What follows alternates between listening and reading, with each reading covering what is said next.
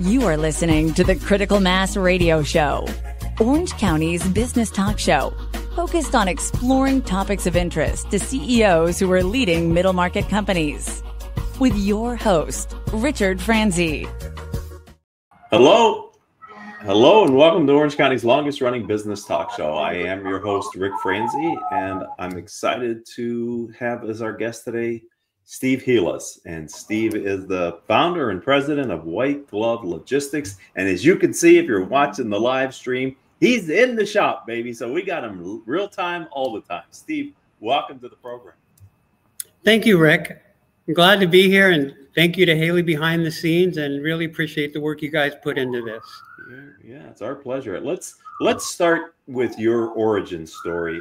You're a serial entrepreneur, but let's talk about the inspiration, motivation you had to launch White Glove Logistics.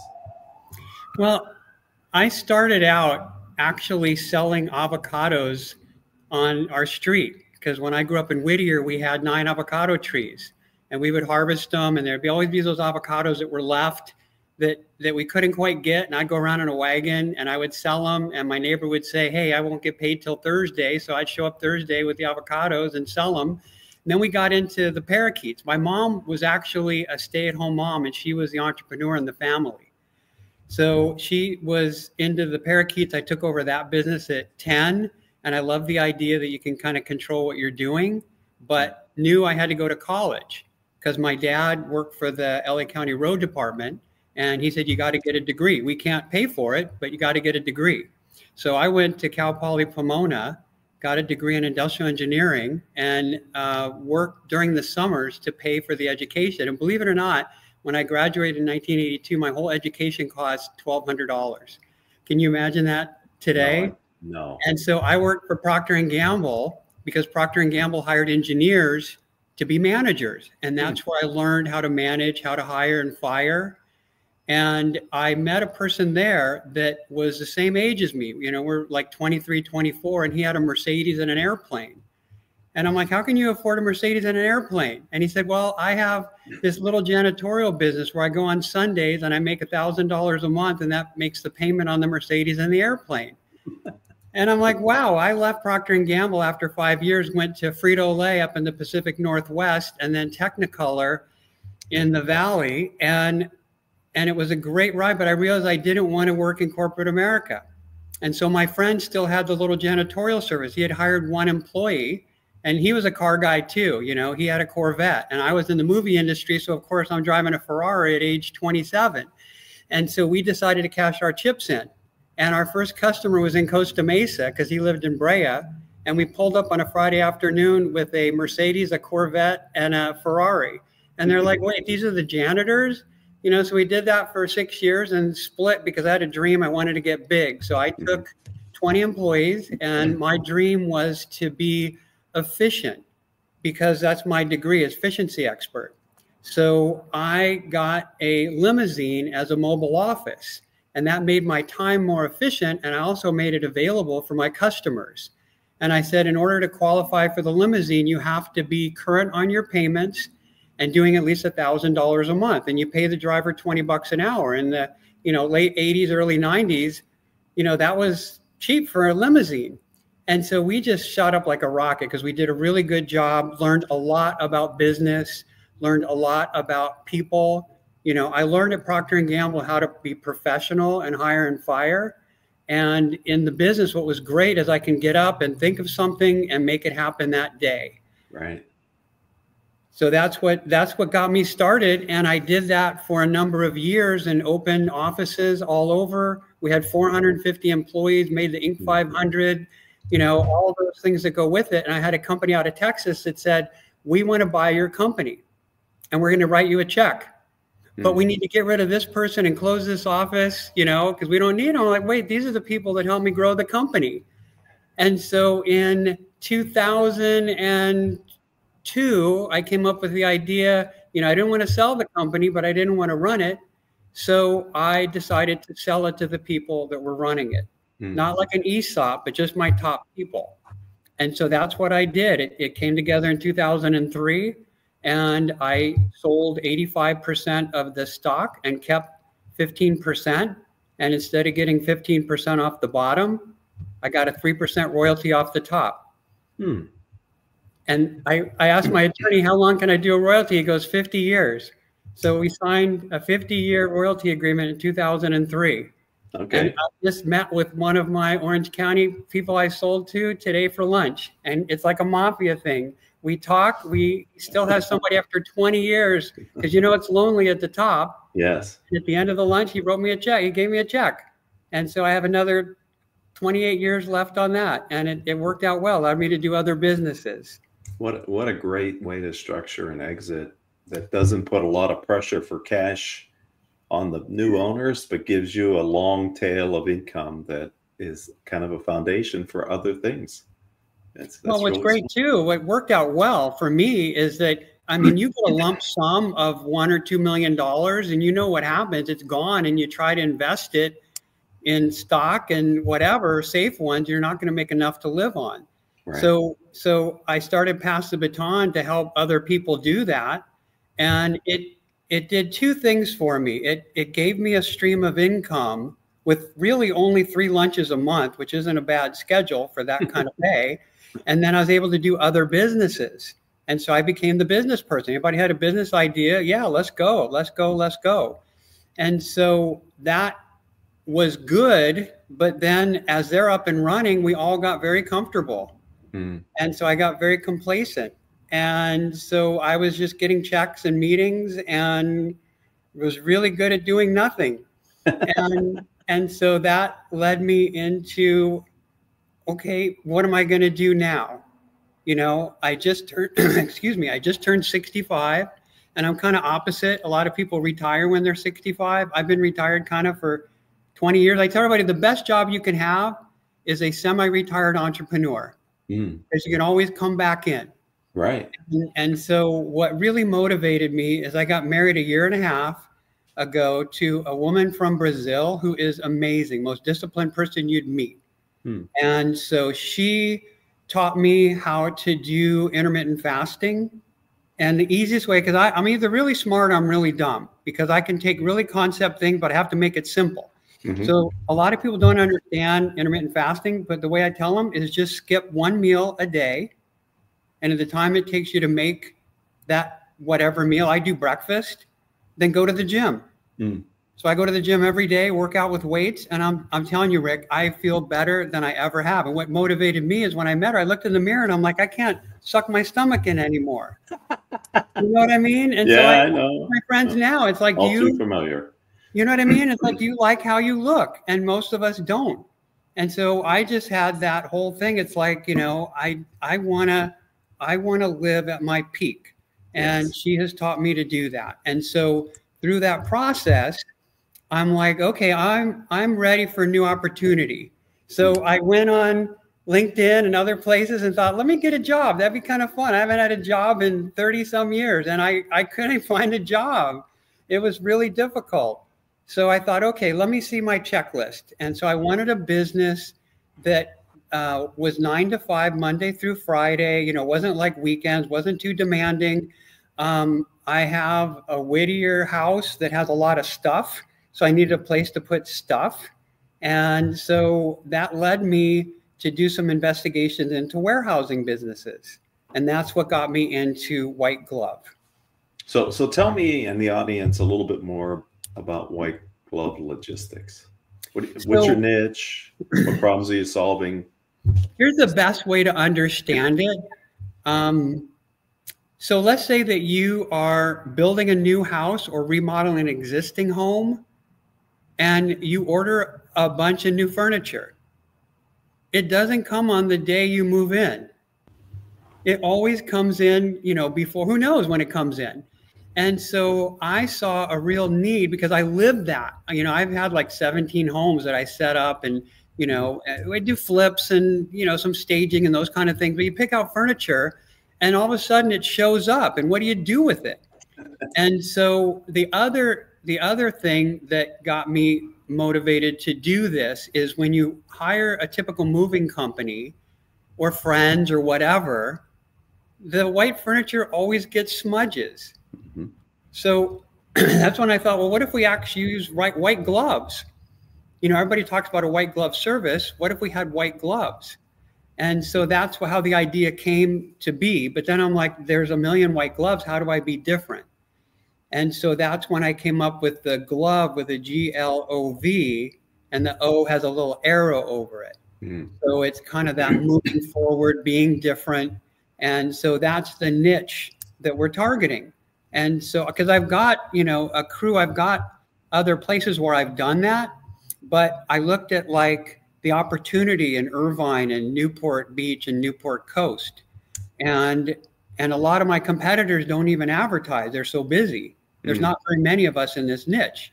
And I thought I could really make a difference, just like the janitorial. There's a lot more competitors, but, you know, to have a growth rate that we did, you know, it's something that I can really, I just bought a forklift today, another forklift. It's a great business because I'm a hunter.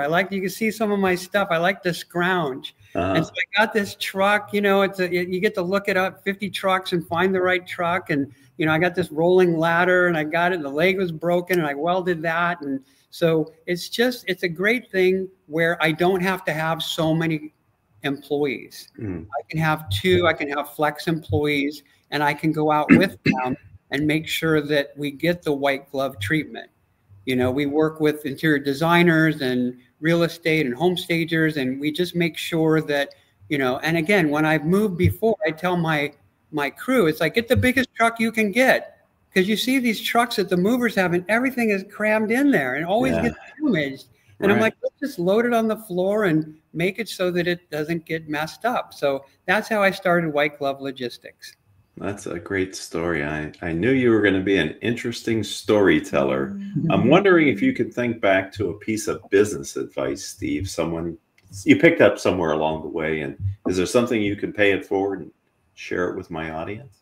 Yes. Well, there's a couple things that I wanted to share, and actually 3 things. One is, if you're working for a company, because I imagine some people are watching this, they're working for a company, and they think, how am I going to start my own business? You know, I tell them, make sure that you get into positions, especially if you're just new in the job market, get into positions that teach you how to hire and fire employees, you know, how to manage budgets, how to work on spreadsheets, and how to do those things, because you don't learn those, but you can work for a company and they can teach you those things, which is a real plus. Then the other thing is, I don't care who you are, we all sell. And so if you can be good at selling and servicing and talking to people, that really, really helps in business. So the one piece of advice that I got from one of my sales trainers, they said, just picture if you had a list of 20 people at companies, and that's all you could ever have. How would you treat that list differently? And that really helped me, because everybody's into blanket, you know, emails and just shotgun. And I'm like, wait a minute. Okay, so let's make something that's specifically going to attract that customer. So using the janitorial service, I know that they wanted, you know, certain things. So I addressed those things and I made sure that there was a little something for them. The other piece of advice that I had was the story of the newspaper seller in New York on each corner. You know, they're selling the same newspaper, but the one person was 3 times as much business as the other person, because he gave somebody a little cup of water with every newspaper that they bought. And so I thought, you got to give them something that's not, you know, you don't want to do kickbacks and illegal things, but I had something that was of value, and it worked for me and it worked for them. And so that was the great thing about Avalon, the company that I had, is that we had something for them. But the other thing that blows people away, when I talk to young people, or I talk to people that are working for a company, I tell them, to be successful, you have to be lazy, pessimistic, and hate your job. Jesus. Why? That's the secret. So lazy, because in business, you can't be a control freak, right? You got to, if somebody says, Steve, you know, they didn't empty the trash cans, I don't think I'm going to jump in the car and go empty the trash cans. I think, who can I get to go take care of that for me? Because if you can't delegate, you can't grow. You become a funnel. So that's lazy. You got to be enthusiastically lazy. Number two, you have to be pessimistic. So that was my claim to fame too. My customers of my competitors would call and say, hey, Rick, I need 3 employees on Tuesday at 9 o'clock. And you would go to your supervisor and say, hey, Joe, I need 3 people at XYZ at 9 o'clock on Tuesday. I would tell my supervisor, I need 6 employees at 8 o'clock on Tuesday, because I know 3 wouldn't show up and they'll all be 45 minutes late. And they come running in the door, I'm sorry I'm late. I'm like, you know, you have to plan on pessimism. So I'm optimistically pessimistic. I know that I'm not going to get 110% from people. They get so frustrated. But the other one is you got to hate your job. You know, if you have a good job, do it. But if you don't like your job or any part of your job, because I don't like accounting, but it seems like every business I've started or helped, I'm doing QuickBooks, and I hate QuickBooks. So guess what? I go out and sell. I sell as hard as I can so we can afford a person to do QuickBooks. So if you hate a part of your job, go do something so that somebody else you can hire for that. If you don't like sales, I tell somebody, go do whatever you can. Use your financial background to buy a company that has a good salesperson. Then you don't have to sell. You know, so that's my crazy advice that I give people. Yeah, it's counterintuitive, but after you counterintuitive. After you explain it, Steve, it makes sense. I can see how it would be something that people would be interested in hearing. Change your focus. Let's talk about artificial intelligence. What's your view of AI? Are you using it at white glove logistics? And you know, what's it look like to you? What's your perspective? Perfect timing. I have this company in Japan. I mean, in China that does it. I only paid $6 million for the AI. No, you know that, what's it called? DeepSeek. This made all the headlines, you know, and they're disrupting kind of the AI. Here's my philosophy on AI. I look at the turn of the century when cars were first coming out, because I'm a car guy. I love cars. I can answer any question about any car. And I look at the cars in the turn of the century, right? And the ones that came out were Cadillac, Oldsmobile, you know, they were very, very expensive. But the people that had the horse and buggies were afraid of the cars, scared them. It's like, this is going to ruin the world. But the cars made things more efficient. But guess what? After a period of time, Henry Ford came into the picture, and he developed a way to do the cars cheaper. But if you look forward to today, we still have a Ford. We still have, well, we don't have Buick. We have, you know, Oldsmobile, General Motors.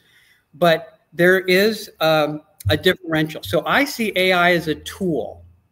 I don't see AI as something that's going to overtake humanity. So I may regret that, because we've all seen 2001: A Space Odyssey and we think it's how, but I just don't, I see it as a tool. And I think it's a tool that's important for people to understand and use, not necessarily be afraid of. And I think that for me, it's amazing when I was putting together the agreement for White Glove, because what I did for Avalon is I went to the biggest company and I stole theirs and changed some of the words, and there's my agreement. Right. Not necessarily the most ethical thing to do, but now you can do it through ChatGPT and get a pretty good agreement that then an attorney can review and not have to create from scratch, which they didn't do anyway, you know? And so I like it as a tool, you know, as I'm writing proposals, as I'm doing different things. It's amazing, because I'm my web content person said, you got to develop something. I'm like, okay, I kind of know this and that. And I put it in, you know, the AI, and it spits it all out. And I'm like, all right, I can see where this is really going to come in handy. Yeah. That's been a common, a universal belief of the productivity gain. And being an industrial engineer, you like productivity gains. So I can see why you would like the efficiencies of AI. All right, let's vision together. Talk to me, Steve, about what do you see the future? What's your vision for the future for your company? Well, I'm so excited for the future. I mean, in general, you know, I always think of a quote that the head of the patent department made, I want to say in like 1879. He wanted to close the patent office because he said there's absolutely no way anything else could ever be invented. And so to me, it's like, I am so excited. I think we're going to get rid of batteries. I think batteries are a waste. You know, I think we're going to go electric, but it's going to be, they're developing technology now that it's a little thing that makes a motor go. So this truck behind me won't be battery, won't be necessarily electric, but it'll be running on this medium that we're not even that familiar with right now. And so I see the future of white glove in particular in helping, you know, again, I've volunteered with the Red Cross with the truck, and I want to help the fire survivors because I lost a home in the fire, and I want to do what I can to help. So I want to see more volunteer opportunities for companies like ours, you know, with our trucks. If they're not busy all the time. So I want to see if we can integrate, you know, into that. But I also see a lot of new homes that are going up, and I want to see people getting away from like the public storage kind of model, because people will take their stuff, they'll put it in there, and they'll forget about it, or they'll whatever, and it's all dusty, and they go in and they're like, you know, make them more active. You know what I mean? And again, it's not that much more, and you could get space in a warehouse on a variable cost. So, you know, this is a Halloween decoration back here, 13 feet tall. I see. What do you do? You take it down every year and shove it in your garage, you know, and I can take it here and put it up, and it's all climate controlled, and deliver it and install it. And it's just not that expensive, you know, on a regular basis. So I kind of see a lot of these being around for people that want to do private storage instead of public storage. Nice. Look, you're coining a new term, I think. Yeah, I'm going to be private storage. Yeah, you're here at our Critical Mass Business Talk Show. If someone, Steve, would like to learn more about white glove logistics, or maybe connect with you on LinkedIn, how do they do that? Yes. Well, I want to add just one more thing, and that is I want to do white glove like I did Avalon.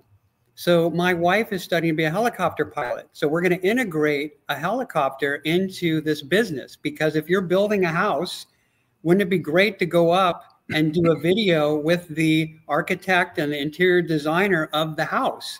So when customers reach a certain level with our business, they get free helicopter rides. So to find me is very easy, because without having the E in white glove, it's WGLOV.com.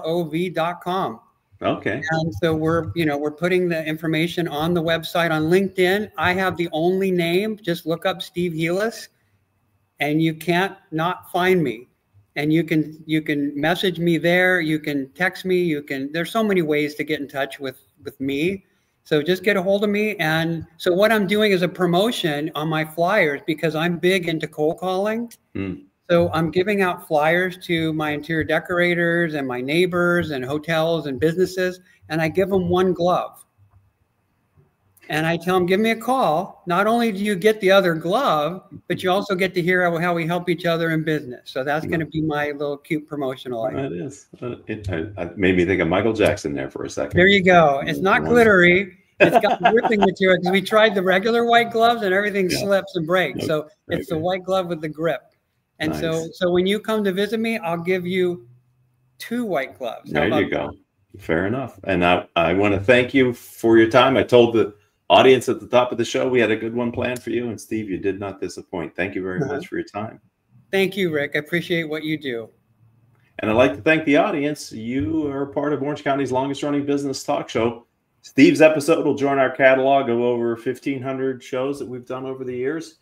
If you happen to be an Orange County entrepreneur, or you lead a nonprofit headquartered here in Orange County, and you would like to share your organization or company's story with our audience, just like Steve did, it's really simple. If we're not connected on LinkedIn, reach out to me. I'm Rick, R-I-C, Franzi, F-R-A-N-Z-I. Let me know in the message that you have an interest in being a guest. And between Haley, our long-term producer, and myself, we'll be happy to get you ready and feature you on a future episode of our show. And until the next time we all have a chance to be together, I hope all of your business decisions move your organization in a positive direction.